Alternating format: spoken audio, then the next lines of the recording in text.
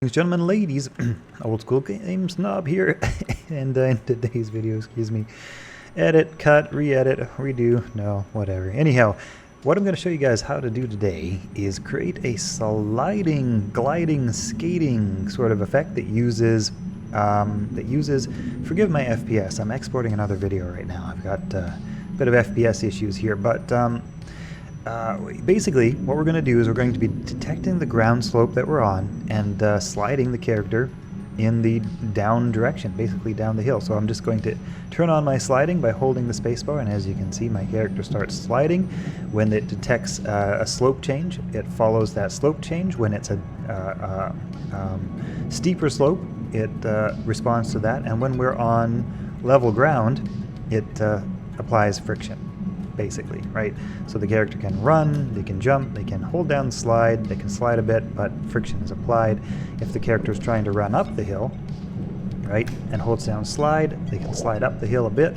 I may need to tweak my settings a little bit here, it's a little bit slippery, but then they do eventually get the reverse force applied and start sliding in the direction of the slope.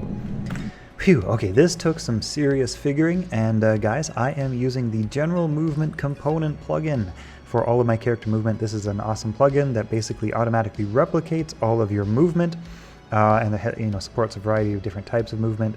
The developer is an awesome guy.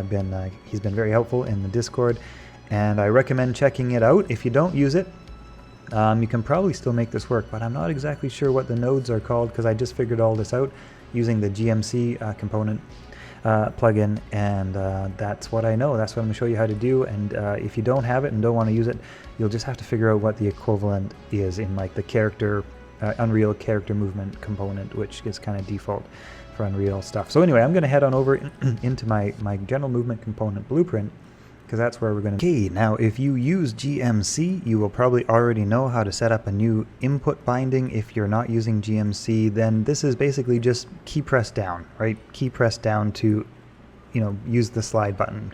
Just like binding a jump button or a sprint button or whatever, you just want to make sure that your button is bound. Nothing too fancy about that. I'm not going to cover on how to do that per se, but what we are going to take a look at and jump right into is the actual skating function. Where is it? Skate here. Here we go. All right, so here's how it kind of all looks. A lot of lines and stuff, but it's actually not that much. It took a long time to figure out, but it's not that much once you get it figured. So all of this if is false stuff basically resets the character, stops them from sliding, and reapplies regular friction to their movement. Now, I don't know if I needed this bit. Anyway, let's kick things off starting with our skate function. All right, so first off, we're going to use a branch, true or false, basically if the character's holding down the skate button or not. If not, we do our reset, and we'll talk about that in a minute. Or, well, at the end, basically, we'll talk about that at the end. And if they do want to skate, then we're going into the true branch. All right. Now, this is a general movement component variable.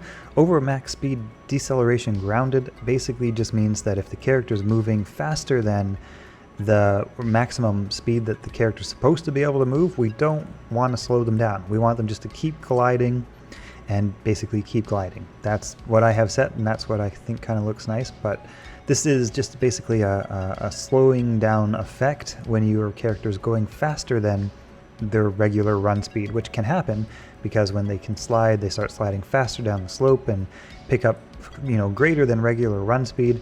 Or if they're running through the air and they jump or sprinting or whatever, and you hold down slide, we don't want them to automatically be set back to their regular run speed. So we're just going to disable that by setting that to 0. Next up, what we're going to do here is we're going to use a node called break floor params, right? Break floor params. I think this is not specific to GMC. I think this is just an Unreal node, but break floor params for current floor, right? Current floor, get current floor, right? Or maybe it is a general movement component. I'm not exactly sure, but maybe get current floor is a part of general movement component, and break floor params is general. I'm not exactly sure, but this is what we're going to use to detect basically what the slope angle is that we're on, right? So if the character's standing on a steep slope, this will basically detect what's underneath the character and tell you what the degrees is, and angle and directions and that sort of good stuff. So now we use a dot here. Dot, what's it just a dot product, right? And then we are using the ACOSD,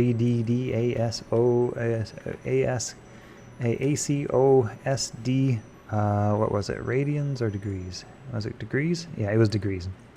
It was degrees, and we're going to use this basically to get the, like I say, this is going to get the slope, and we're going to use this to determine which direction that we want to get the character sliding based on how steep of a slope they're on, what angle the slope is going, etc. I'm also grabbing out of the impact normal. I'm just setting an impact normal variable right here, and I've split that variable into X, Y, and Z, and I am also using this X, Y, and Z to basically multiply the slope angle against basically the, I suppose it would be like the numerical value of X, Y, Z, not calculated with the degree. Like basically what we're doing is this is saying like, okay, it's a 45 degrees angle slope, right?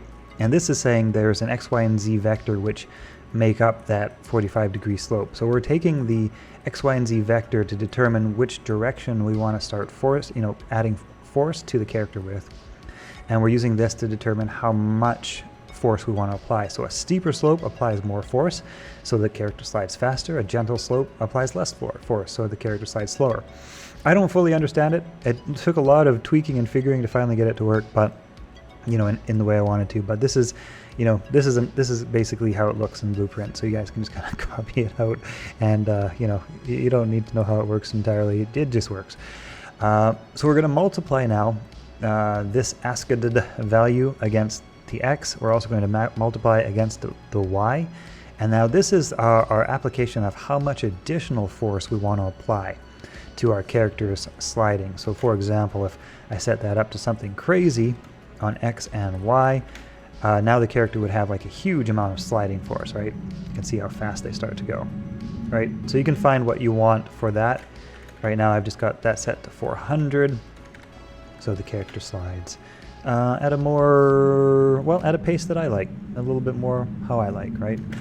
So that is up to you, obviously. I'm setting X force and Y force here just to be used a little bit later, just setting those X and Y force variables, which are the result of this multiplication.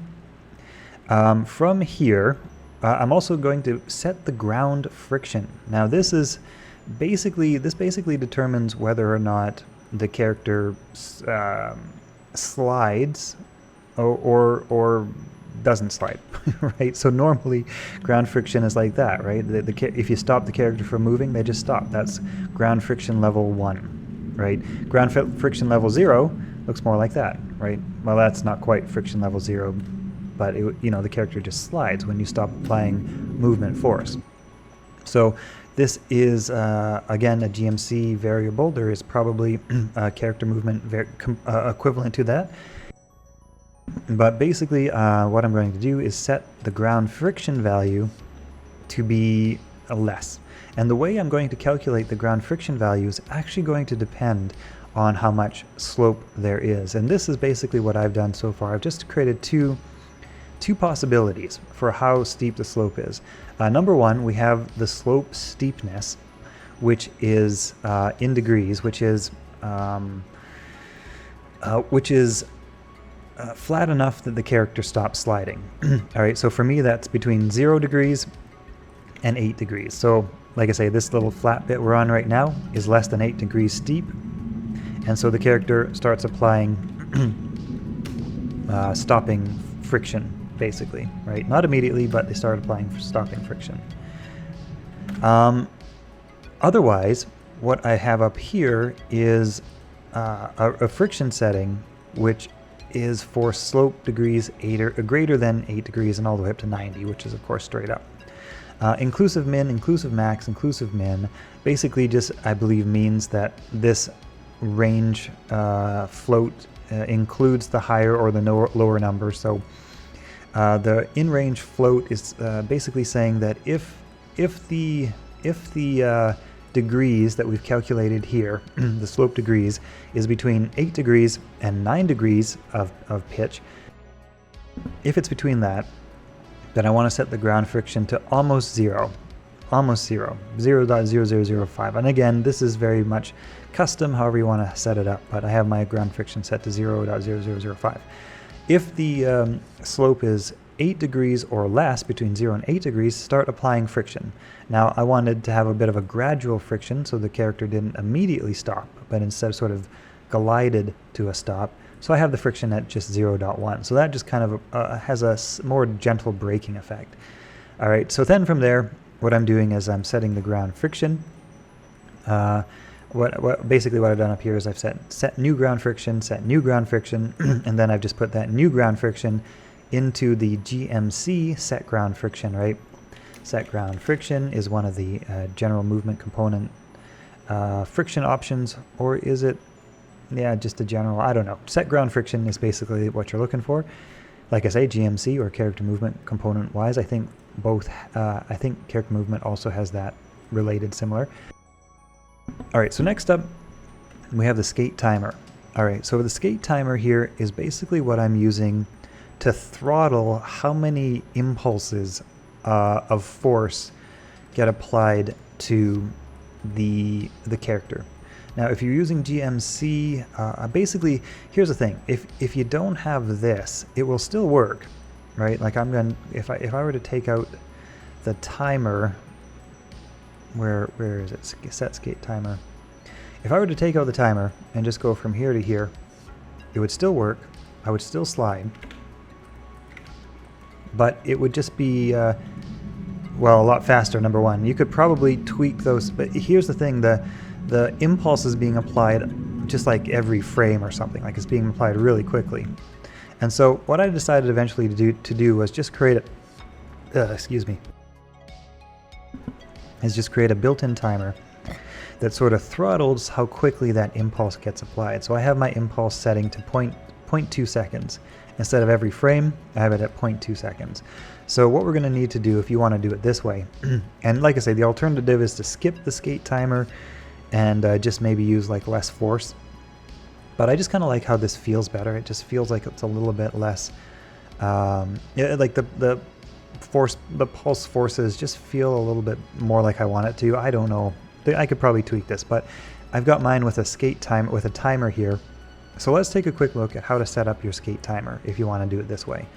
So basically just create a new function, right? Call it skate timer. In skate timer, we're going to have a couple of variables. We're going to have skate timer, we're going to have skate timer saved, and we're going to have max skate duration. Now max skate duration is kind of not the right way to name this. I think I should probably just, basically this is the duration of the timer. It says max skate duration, but it's the duration of the timer. So the timer recurs every, in this case, 0.2 seconds, right? Or I could set that to 5 seconds and have only one pulse fired every 5 seconds, right? But this is basically how frequently and quickly you want that movement impulse to be fired. And the movement impulse is, of course, this add impulse here, which we're going to talk about in a minute. This basically makes the character slide in the direction of the slope, right? So what I found is that you want to do this fairly frequently so that with slope update changes, you want the character to respond to those slope updates. So if you encounter a corner, you want this to fire fast enough so that the character is going to realize that their slope direction is sort of changed and compensate. Well, that's not a good example. That's not a good example because that's a cliff. But they're going to compensate for the change in slope direction basically as the slope changes direction, right? So every 0.2 seconds we're getting a new impulse being fired right now, and the impulse is detecting that the slope is different. It's not happening immediately because it's kind of just an impulse of movement, and it's dealing with the existing movement, which is already going in a certain direction, but it's starting to apply that impulse in the direction of the slope. And again, I may need to tweak my settings here a little bit because I seem a little bit too slidey. But that is basically how that works. Okay, so set our skate timer. All right, so set skate timer. What we're going to do is we're going to make our skate timer variable, our skate timer saved, skate timer, and our max skate duration. Those are all just floats that we're going to create. First off, we can start by setting the skate timer, and then we can use a branch here. Sorry, I'm sort of missing the point here. What we're going to do is we're going to get move delta time against our skate timer, and just skate timer plus delta move time, clamp that 0 to skate duration max, and then set the skate timer based on what all that is all about. I don't remember exactly, but then if max skate duration equals the max skate duration, which is 0.2 in this case, we're going to return a condition of true, and that's going to be timer elapsed. On our return node, make sure you add a new output, which is a boolean, which is just timer elapsed, which will basically just says that this impulse needs to be fired, or this timer needs to repeat every 0.2 seconds in this case, because, like I say, that's the max duration.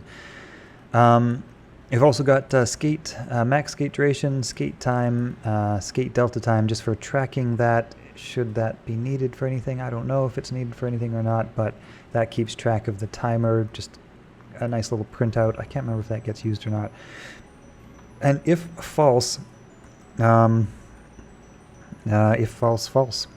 then if false, then we're not going to return the true statement, and basically we're not going to fire the event again. We're not going to fire the timer event again.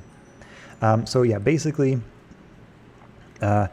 if what we're going to say here is if skate timer, we're going to set the skate timer back to 0 at the end of this impulse, right? So once 2 seconds or 0.2 seconds has passed, the skate timer will fire again, back to 0.00, and up here, somewhere around here, we have if our skate timer is, where is that? If skate timer wants to skate, I can't remember where that is. Set ground friction, moving on ground, set skate timer. Yeah. Is this just it? Maybe? I don't remember. Am I even doing this right? I don't know. I don't know. If timer elapse, ground friction set, skate timer to 0. Actually, I don't even know if I'm doing this right. But it seems to work. I think I might have set the skate timer back to 0, and then I feel like, I don't even know. I don't even remember how this works exactly, but it does. You know what? I'm just gonna let you copy some of these nodes, because like I say, guys, I'm learning as I go. I kind of forget.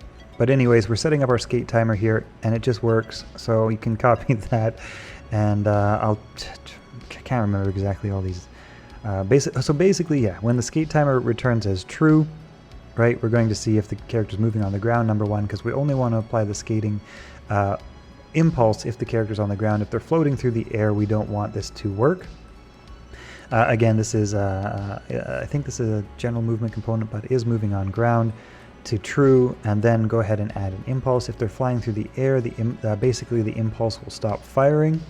We're grabbing X and Y force from earlier, as I showed you guys over back here when we set X force and Y force, which basically just determines how much slope there is and which direction it's going. So now we're applying that force to the pawn, which doesn't have hardly any friction applied, and so since it doesn't have much friction, you know, a little bit of force goes a long way, right? So we're applying that force and going on from there. But let's finish up the skate timer. So skate duration, basically max skate duration, timer saved. I don't remember if we used that or not. I don't think so. I copied a lot of this over from the general movement component timer for the jump timer. So it works, but I don't remember exactly all the details of how it works and which part might be redundant or not. So forgive me for that.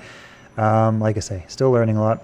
So we covered all that. I think we covered all this, right? So I'll just let you guys copy that one more time. So there's the beginning. There's the middle.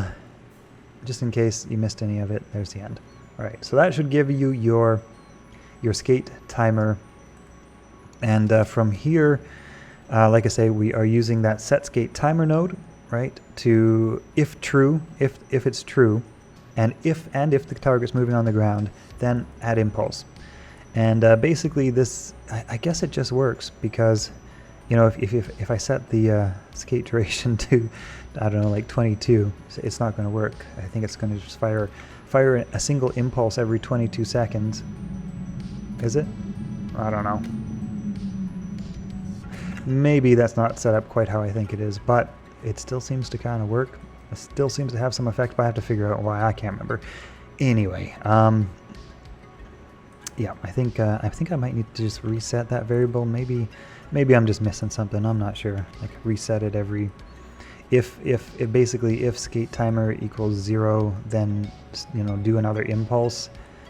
I may need to debug that a little bit because it's confusing me at the moment. But basically, yeah, we're just adding that impulse, and that's actually it. That's as far as we go with that. Now the last thing is to reset the when the character is no longer wanting to skate. We want to reset a few things. So set max skate duration to 1.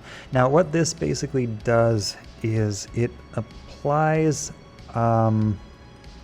What does it apply? Max skate duration to 1. This this applies a force. I can't remember what I was doing with this now. I think this basically just meant that when the character jumps, if they jump again, it doesn't immediately stop them, or it does. No, it does. Okay, well I think I've changed some things around, but hey, you guys can work out the minor details. Set skate timer is of course set to something. I don't know. I don't know what the hell I'm doing here. I think I partially did something here, but then abandoned it, and I don't know if this even applies at all. I think I was trying to make it. Anyway, I don't think you need to worry about this part. I don't think that's a part of it. Let's jump to here. So number 1, we want to set the ground friction to 1, and then the over max speed deceleration, which we initially set up here, right, to 0. We want to set that back to whatever our character default is for GMC or whatever system you're using. In this case, class defaults over max speed, right? Over max speed. Over max speed deceleration grounded, which was set to 10,000. So that's how quickly the character will decelerate if they go over the max speed. So we're just setting that back to normal when they're no longer sliding. We're also setting the ground walkable floor angle back to 2. And the max skate duration is just being reset to 2 as well. I don't remember exactly everything on how it works, but that's how it works. Hopefully that helps you at least get an idea. The hardest part was figuring out the slope angle and applying force and all that sort of stuff. The rest of it was kind of, well, of course, also friction and all of these details. So forgive me for being a little bit scattered and discombobulated on how I put this together. But like I say, yeah, if you configure this part and if you configure this part, then the rest of it is basically just applying the force, and that's, there's a number of different ways to get at that. But the main stuff that was kind of tricky to figure out was that bit up there, just dealing with friction and that sort of stuff. So yeah, like I say, still learning, guys, and I couldn't find any tutorial like this when I was trying to do it, and I realized this tutorial's a bit discombobulated, but hopefully it's better than nothing. And that's what I'm putting it out there as. Okay, see you guys later.